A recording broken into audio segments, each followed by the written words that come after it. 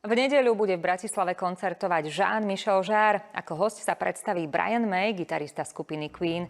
Hudobné a vizuálne vystúpenie francúzskej legendy elektronickej hudby bude otváracím koncertom festivalu Starmus.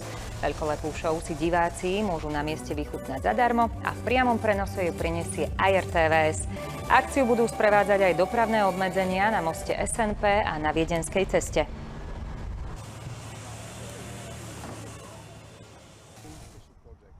Je to jeden z mojich najväčších projektov v mojom živote. Aj keď sa to nezdá, pripravoval som ho 15 rokov. Bratislavu mám veľmi rád. Koncert nesie názov Most z budúcnosti. Bude to naozaj veľmi špeciálne.